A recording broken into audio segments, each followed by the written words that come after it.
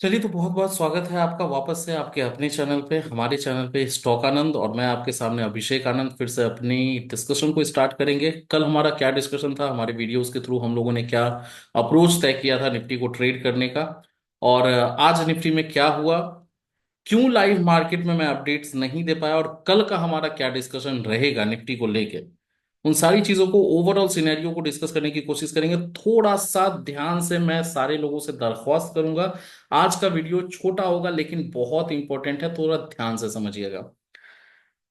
दो तीन चीजें बहुत इंपॉर्टेंट है गाइस, आप लोगों को समझना। दो तीन चीजें बहुत इंपॉर्टेंट क्या है कि निफ्टी जिस लेवल पे है, या हमारी मार्केट आप कह लें, निफ्टी का नाम ना लेके हमारी मार्केट जहां पे है, जिस लेवल पे है, उसको सस्टेन करने के लिए ना फंडामेंटल्स को सपोर्ट करना पड़ेगा।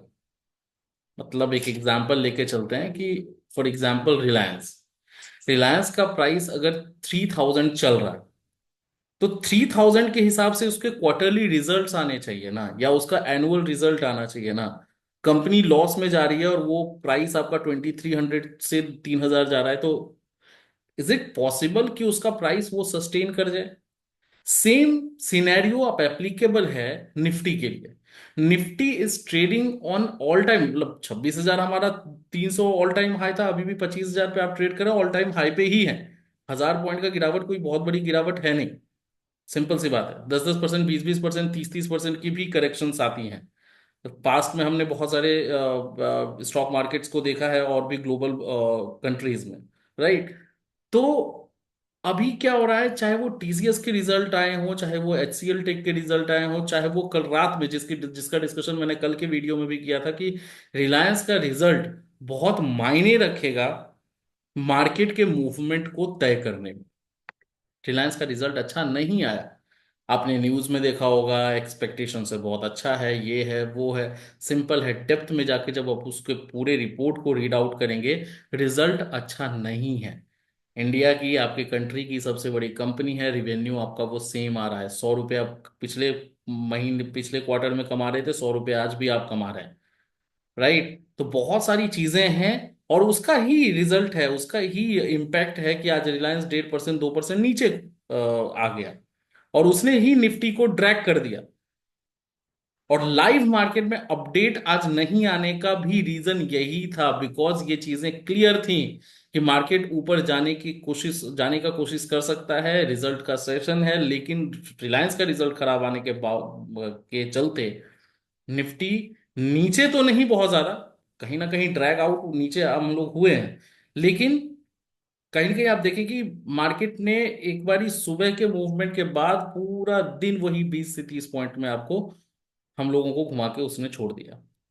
तो उसमें आप कॉल भी बाय करते तो भी आपका लॉस होता, आपका पुट भी बाय होता तो भी आप लॉस होता। हाँ, अगर आप ऑप्शन सेलर हैं तो आपके लिए आज मौका था कि आप कॉल और पुट दोनों में प्रीमियम डीके को ग्रैब आउट कर सकते थे।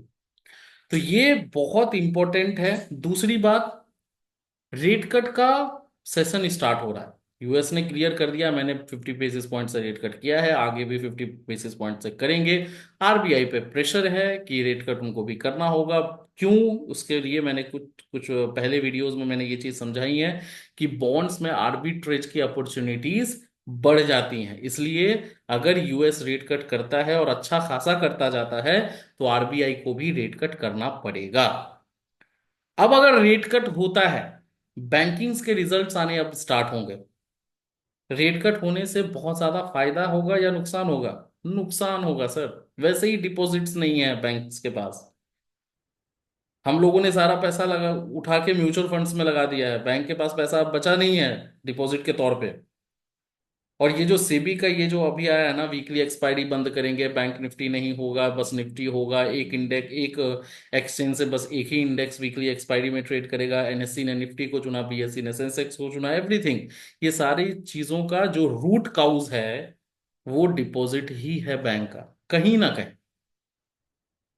ठीक है, तो डिपॉजिट्स आपके घटने वाले हैं, आपका रेट कट होने वाला है, दिक्कत की बात है। तो इन चीजों को थोड़ा सा समझिए आगे के दिन के लिए। बाकी 25,000 का बेस हमारा बन रहा है और बहुत अच्छा बिल्डअप हुआ है 25,000 पे, तो कहीं ना कहीं हम ऊपर की तरफ एक मूवमेंट बिल्कुल देख सकते हैं, वो विटनेस कर सकते हैं। लेकिन ओवर वैल्यूड हम हैं, इस चीज को हमेशा मान के चलिए। ये आपको अब एडमिट कर लेना चाहिए, अगर आपने अभी तक एडमिट नहीं किया है कि नहीं नहीं वी आर डिफरेंट, हम ओवरबाउट नहीं है, तो वी आर ओवर वैल्यूड, ये मानना पड़ेगा आपको। आप आज माने, देखिए किसी को भी नहीं पता था कि निफ्टी जब 15,000 पे चल रही थी तो वो 8,000 आ जाएगी, 7,000 पे जब चल रही थी तो वो 3,000 2,000 आ जाएगी। कोरोना में किसी को नहीं मालूम था कि 15,000 13,000 से हम 7,000 आ जाएंगे, राइट।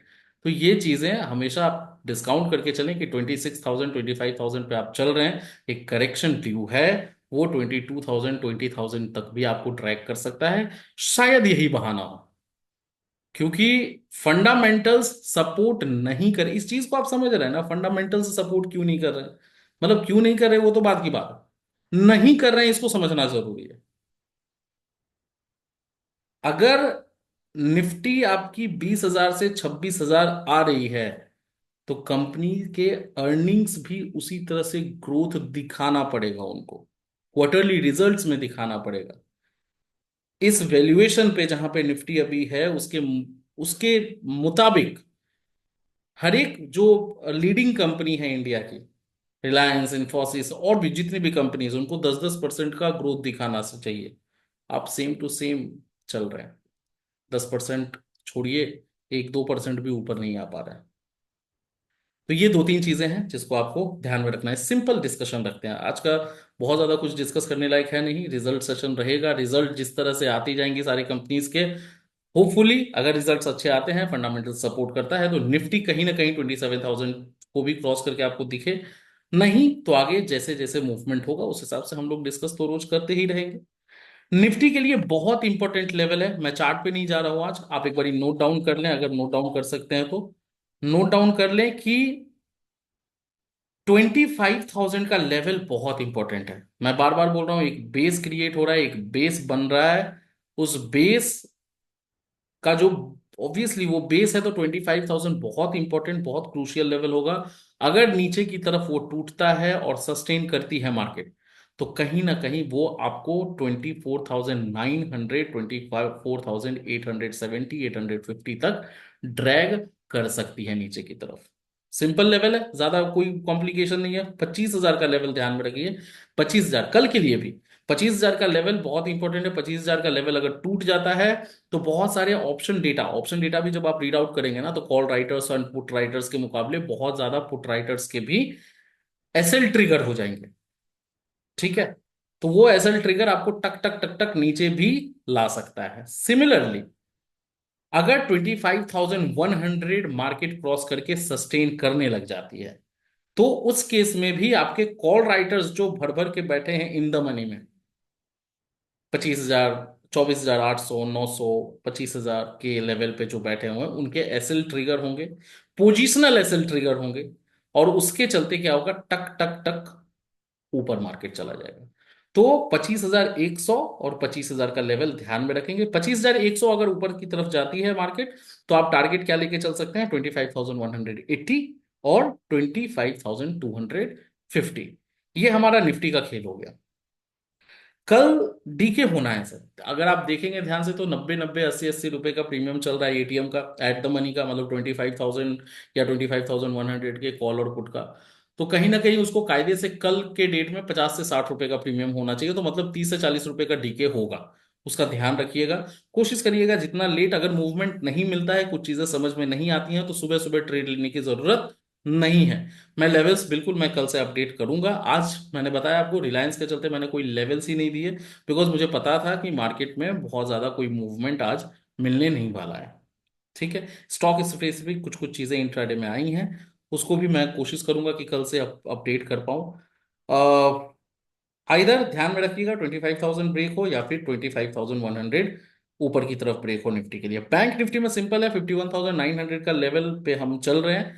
52,000 के ऊपर जब तक निफ्टी बैंक निफ्टी सस्टेन नहीं करती है, तब तक आपको बाय कॉल में एग्जीक्यूशन नहीं करना है।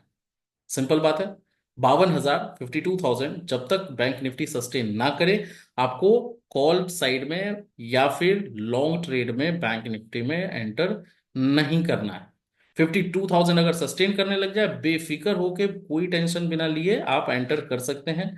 और आपका जो टारगेट होगा 52,300 और 450 500 के आसपास आप जा सकते हैं। नीचे की तरफ अगर 51,850 का लेवल लेके चले, 850 अगर टूटता है बैंक निफ्टी में, तो फिर आपका 700 का दरवाजा खुल जाएगा एंड देन 500 भी आप एक्सपेक्ट कर सकते हैं। सो इसका ध्यान रखिएगा। बैंक निफ्टी और निफ्टी के लेवल्स अगर आपने नहीं ध्यान से नोट डाउन किया है, तो थोड़ा सा बैकवर्ड, मतलब थोड़ा पीछे कर लें वीडियो को और नोट डाउन कर लें। बहुत इंपॉर्टेंट है कल का सेशन, लाइव अपडेट्स आपको मिलती रहेंगी। और थोड़ा सा कॉशियस रहने की जरूरत है, बिकॉज टेक्निकली तो हम सब 27,000 की तरफ बढ़ रहे हैं, क्योंकि बेस बिल्डिंग हो रहा है टेक्निकल चार्ट पे 25,000 के आसपास।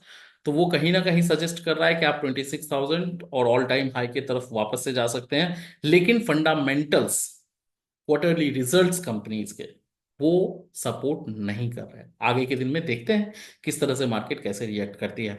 टेलीग्राम का चैनल का लिंक एक बार ध्यान से समझ लीजिए। टेलीग्राम पे जो हम लोग लाइव अपडेट्स करते हैं लाइव मार्केट में फ्रॉम 9:15 टू 3:30, उसका लिंक आपका डिस्क्रिप्शन और कमेंट बॉक्स दोनों में है। वहां से डायरेक्ट आप फ्री ऑफ कॉस्ट ज्वाइन कर सकते हैं। उसमें कोई भी कॉस्ट नहीं है। और लाइव मार्केट में मुझे जितनी समझ है, मेरी जितनी भी समझ है, उसके हिसाब से मैं वहां पे अपडेट करता रहता हूँ लाइव मार्केट में कि किस तरह से आपको ट्रेड एग्जीक्यूट करना चाहिए, या फिर कब आपको बुकिंग करनी चाहिए, कब आपको लॉस बुक कर लेना चाहिए। उन सारी चीजों का अपडेट मैं करता रहता हूँ। तो वहां पे आप डायरेक्टली ज्वाइन कर लें। और लाइक अभी तक नहीं करते हैं वीडियो को देखते देखते, तो लाइक प्लीज कर दिया करें। It is the only way I can take motivation. So like कर दें, सब्सक्राइब करें और शेयर करें as much as you can. I was Abhishek Anand, you are watching stock Anand, and मिलते हैं कल लाइव मार्केट में। बहुत बहुत धन्यवाद गाइज।